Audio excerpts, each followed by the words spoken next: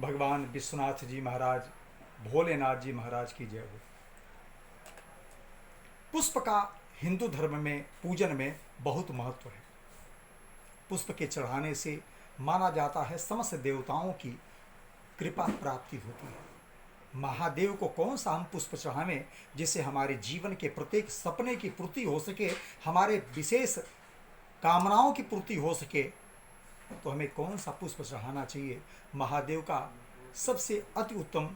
माना जाता है कि धतूरे के पुष्प को अगर चढ़ाया जाए, भगवान भोलेनाथ जी महाराज को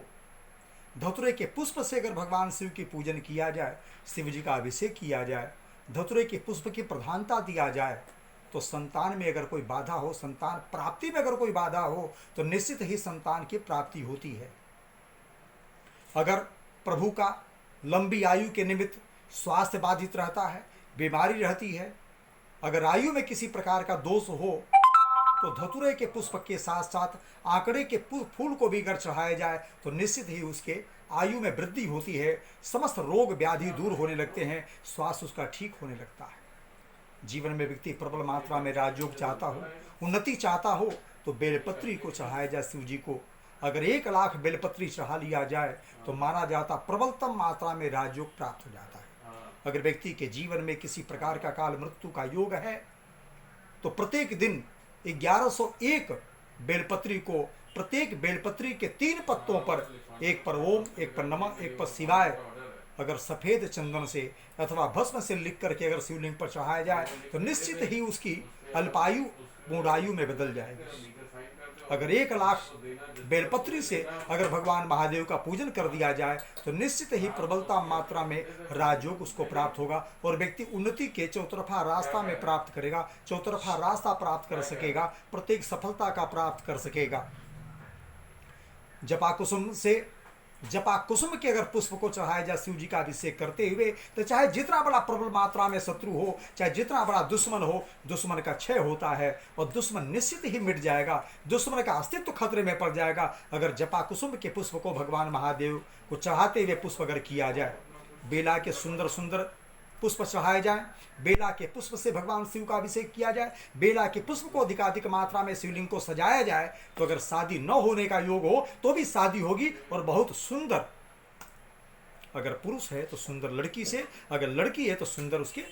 जीवन साथी पति मिलेगा, निश्चित ही अच्छा वर और अथवा जीवन संगिनी उसको मिलेगी। अगर उस व्यक्ति का बेला के पुष्प को अगर सही ढंग से चढ़ा करके पुष्प से अगर वो पूजन करता है, तो हर श्रृंगार के पुष्प से अगर भगवान शिव का पूजन किया जाए, हर श्रृंगार के पुष्प से भगवान शिव जी का अभिषेक करने के बाद अगर हर श्रृंगार के पुष्प को चढ़ाया जाए, हर श्रृंगार के पुष्प शिव जी को, शिवलिंग को अगर सजाया जाए, तो व्यक्ति के जीवन में दुनिया का हर सुख उसको प्राप्त होगा। धन दौलत ऐश्वर्य, अच्छा वाहन, अच्छा घर, सारी सुख सुविधाएं प्राप्त होती हैं। हर श्रृंगार के पुष्प में इतनी बड़ी क्षमता होती है। अगर व्यक्ति के जीवन में कमल के पुष्प का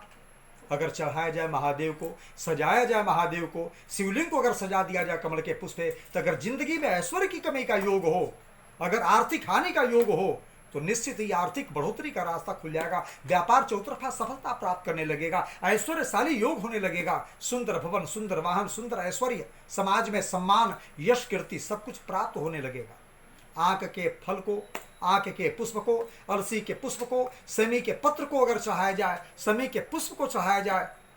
समी की समिधा को अगर चढ़ाया जाए, तो व्यक्ति के जीवन में अरिष्ट से अरिष्ट ग्रह का समन हो जाएगा और व्यक्ति जीवन में पूर्णायु को प्राप्त करेगा। यहाँ तक माना जाता है व्यक्ति मुक्त हो जाएगा, मोक्ष को प्राप्त कर लेगा। चंपा के पुष्प को, केवड़ा के पुष्प को अगर चढ़ाया जाए, जैसा कि भगवान शिव के पूजन में तुलसी का भी निषेध है, अगर न चढ़ाया जाए, अगर समीप कहीं किनार रख दिया जाए और उनसे प्रार्थना किया जाए, तो भी व्यक्ति जीवन में अमंगल मंगल में बदल जाता है और सफलता का रास्ता चौतरफा खुलने लगता है। जैसे हो बेलपत्री से, कमल के पुष्प से अगर शिव जी का अभिषेक किया जाए, शिव जी का पूजन किया जाए, शिवलिंग को सजाया जाए, तो उसके जीवन के प्रत्येक सपने की साकार पूर्ति होती है और उस व्यक्ति के जीवन में असंभव संभव होने लगता है, सफलता अर्जित करने का रास्ता खुलने लगता है। बोलिए भोलेनाथ महाराज, शिव जी महाराज की जय हो।